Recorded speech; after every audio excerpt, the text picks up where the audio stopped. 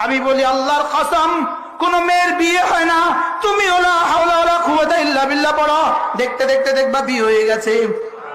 কোন ছেলের চাকরি হয় না, তুমি লা হাওলা ওয়ালা কুওয়াতা ইল্লা বিল্লাহ পড়ো, দেখতে দেখতে দেখবা চাকরি হয়ে গেছে। ঋণ পরিশোধ হয় না, লা হাওলা ওয়ালা কুওয়াতা ইল্লা বিল্লাহ পড়তে থাকুন, ঋণও পরিশোধ হয়ে যাবে।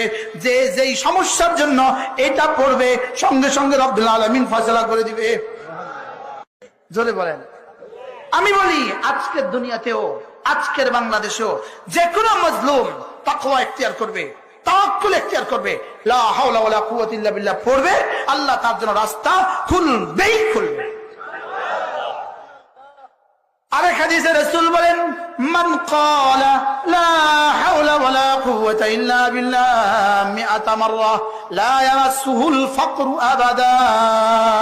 আল্লাহর নবী বলেন, লা হাওলা ওয়ালা কুওয়াতা ইল্লা বিল্লাহ যে প্রতিদিন 100 বার করে পড়বা, দারিদ্রতা জীবনে কখনো তাকে স্পর্শ করবে না। একটা তাবিজ তো দিয়ে গেলাম, হ্যাঁ, ঝিনাইদহবাসীকে একটা তাবিজ দিয়ে গেলাম। 100 বার কি পড়বো বলেন? আবার বলেন, লা হাওলা ওয়ালা কুওয়াতা ইল্লা বিল্লাহ, লা হাওলা ওয়ালা কুওয়াতা ইল্লা বিল্লাহ। কতবার পড়বেন তো ইনশাআল্লাহ? আরেক হাদিসে রাসূল বলেন, লা হাওলা ওয়ালা কুওয়াতা ইল্লা বিল্লাহ, কেউ যদি 100 বার করে পড়ে, আল্লাহ তাআলা তাকে 99টা রোগ থেকে হেফাজত করবে। পড়বো তো ইনশাআল্লাহ?